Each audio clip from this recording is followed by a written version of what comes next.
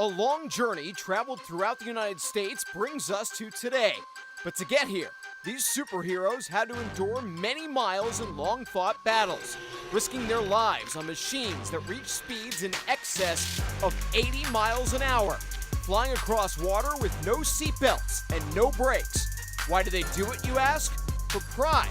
And, oh yeah, to be crowned the 2016 Hidden Trail Sea-Doo Pro Watercross National Champion. So strap in and hold on. The battle for the title takes place next on CBS Sports Network.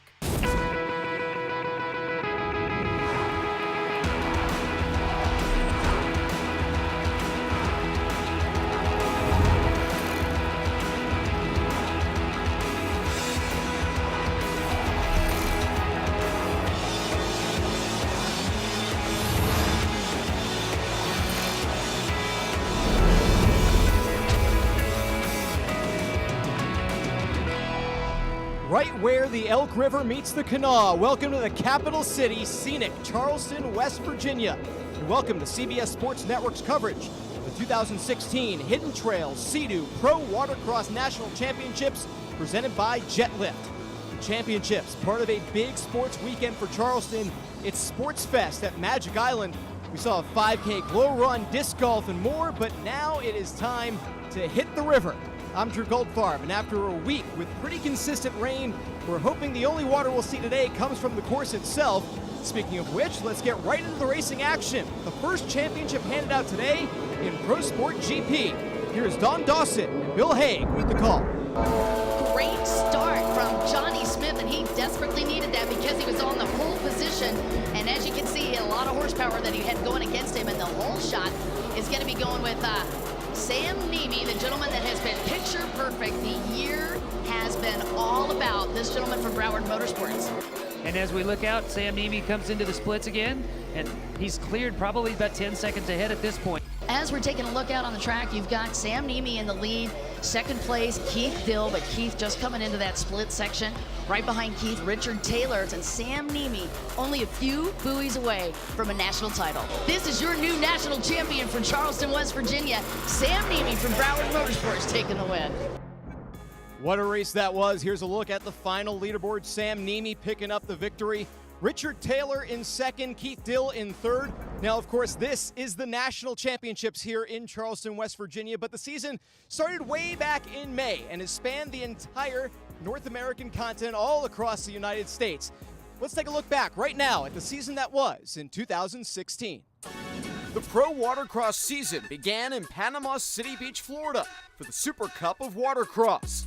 In the Pro-Am Ski GP class, the 300 boat of Jimmy Wilson was looking good, taking the overall win.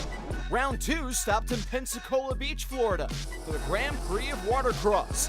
Dustin Farthing would have another dominating weekend, taking home first in both Pro-Am Runabout GP and box stock class. The third stop of the national tour landed in Sparks, Nevada for the U.S. Open of Watercross.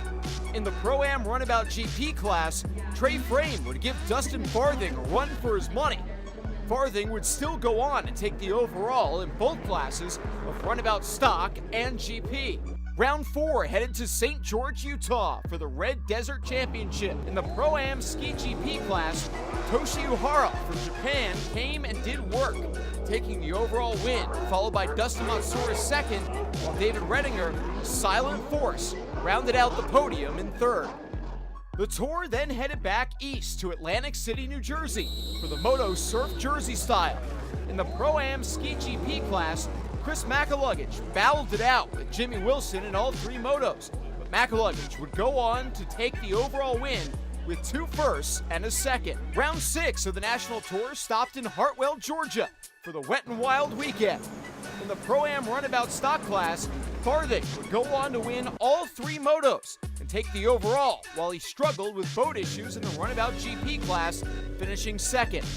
Throughout the tour in the Sport GP class, a class defined similar to a dirt bike on water, it's been Sam Nemi dominating all season long with his sights set on a national championship. In the Pro-Am Ski GP class, Jimmy Wilson would go hard for a second place overall finish. South Africa's Dustin Matsouras took the overall in third. Beware of Dustin's teammate David Redinger, though. as he's in a tight point battle coming into the final round right here in Charleston, West Virginia. Now, in addition to the great action you've already seen today, we're covering 3 classes for you today, starting with Pro Runabout Box Stock.